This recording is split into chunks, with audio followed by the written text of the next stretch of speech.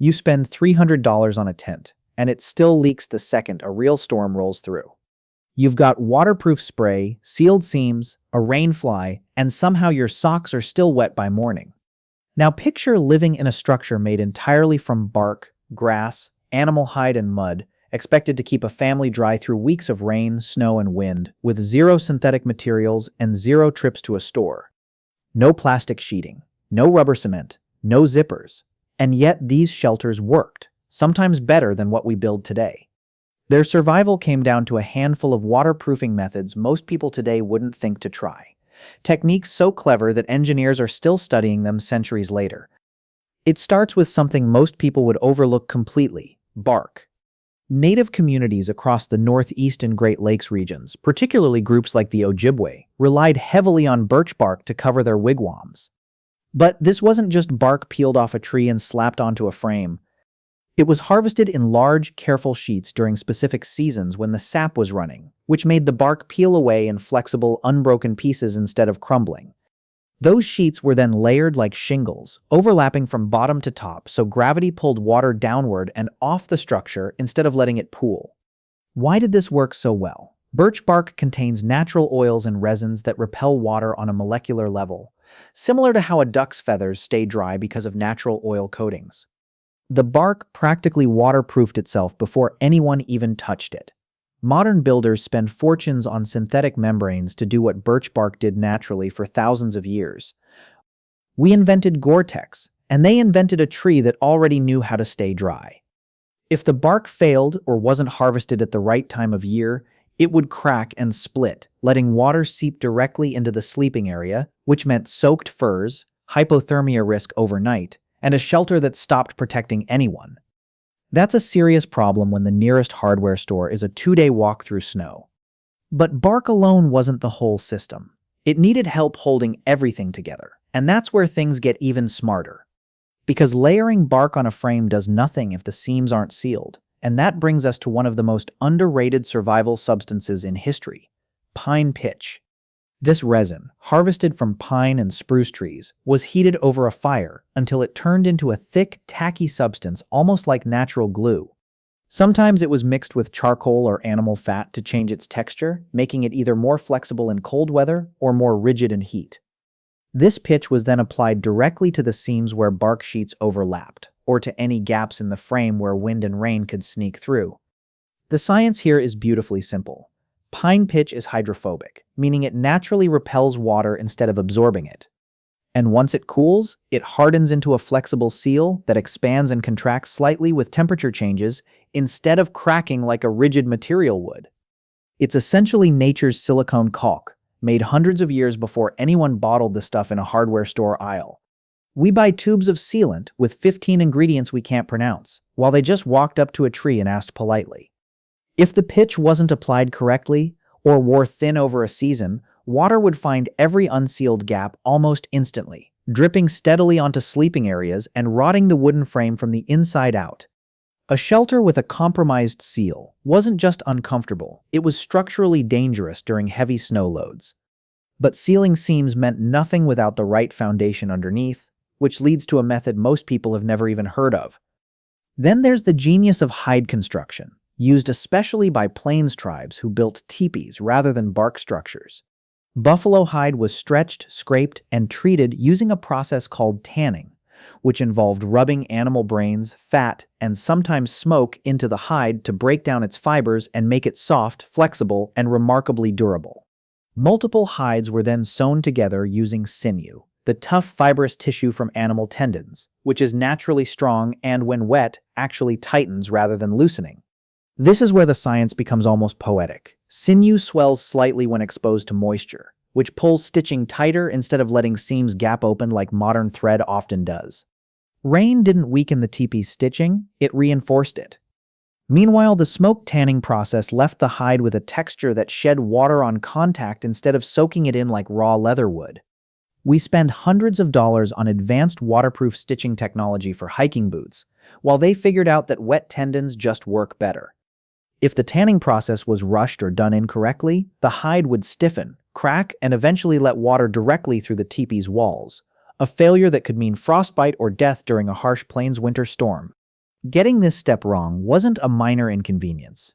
It was a life-or-death miscalculation. But even the toughest hide needed a smart structural design to keep water from ever reaching it in the first place.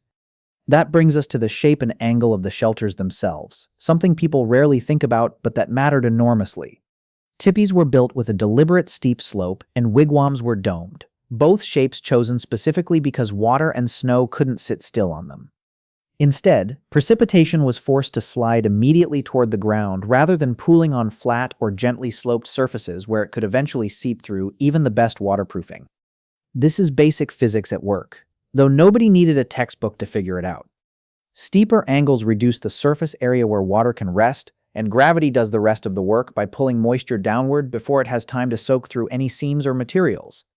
It's the same principle used in modern roof design, except modern homes still somehow manage to get ice dams and leaks despite blueprints, permits, and inspectors. They figured out roof pitch using observation and trial. We still argue with contractors about it. If the shape was wrong, even slightly too flat or built with poor symmetry, water would collect at weak points and eventually force its way through, no matter how good the materials were. A shelter with the wrong geometry was fighting a losing battle from day one, regardless of what covered it. But even a perfectly shaped shelter needed one more layer of defense against the worst weather conditions, something almost invisible to the untrained eye. That defense came from smoke and fire treatment, a method that sounds almost too simple to work. Many shelters, particularly hide teepees, were regularly exposed to smoke from the interior fire, which over time coated the inside of the hide with a fine layer of soot and resin particles. This might sound like an accidental side effect of daily life, but tribes quickly recognized it as a functional benefit and began treating hides intentionally with smoke before assembly. The reasoning here is chemical as much as practical. Smoke particles fill in the microscopic pores of the hide, creating a barrier that blocks moisture from penetrating while still allowing the material to breathe slightly, preventing mold and rot from building up inside. It's a strange kind of natural lamination, using fire to protect against water. Modern camping gear companies patent breathable waterproof technology and charge premium prices for it, while this trick was basically a side effect of cooking dinner. If a hide wasn't smoked, or the treatment wore off over time from sun exposure, the material became porous and starts soaking up water like a sponge instead of repelling it, which meant heavier, colder, moldier living conditions almost overnight. Untreated hide during a wet season wasn't just unpleasant, it accelerated material breakdown until the whole shelter had to be rebuilt sooner than expected. But smoke treatment alone couldn't survive without regular attention, which brings us to a method that's less about materials and more about mindset. Because none of this worked as a build-it-once-and-forget-it system, and that's the part most people miss entirely. Native communities treated shelter maintenance as an ongoing, seasonal task, not a one-time construction project. Bark was replaced or patched as it aged. Hides were retreated with fat or smoke as the weather demanded. Pitch seals were checked and reapplied before major storms, especially heading into winter. This constant small-scale upkeep is what actually kept these structures functional for years, not just the initial build. The underlying logic is almost ecological. Natural materials break down. That's simply what they do over time when exposed to sun, rain, and temperature swings. Rather than fighting that reality, these communities worked with it, treating their shelters more like a living, evolving system than a fixed structure. It's the same reason your car needs oil changes, and your body needs sleep, except somehow we still act shocked when things wear out from lack of maintenance. They understood proactive care instinctively, while we wait for the smoke detector to start beeping before we even think about it. If maintenance was neglected, small leaks would compound into major failures exactly when shelter mattered most, during the harshest stretch of winter when replacing materials was hardest and the cost of failure was highest. A shelter that seemed fine in October could become deadly by January if nobody kept up with it.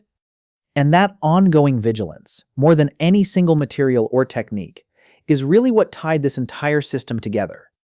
Because when you step back and look at the full picture, waterproofing wasn't one clever trick. It was an integrated system where tree biology, animal tissue, geometry, chemistry, and human discipline all worked together at once. Remove any single piece, the bark, the pitch, the sinew, the slope, the smoke, or the maintenance, and the whole structure became vulnerable. These weren't primitive solutions born from a lack of options. They were sophisticated engineering decisions built entirely from careful observation of how nature already solved these problems. What's almost humbling is realizing how much of this knowledge simply vanished as synthetic materials took over. We didn't necessarily improve on these methods so much as we replaced them with something more convenient, even when convenient wasn't always better. There's something worth sitting with in the fact that a shelter made from bark, resin, and animal hide could outlast a modern tent in a real storm, not because of luck, but because every part of it was designed with intention. Maybe the real lesson isn't just about waterproofing shelters. It's about how much practical genius gets quietly lost the moment we stop needing to understand the materials we depend on.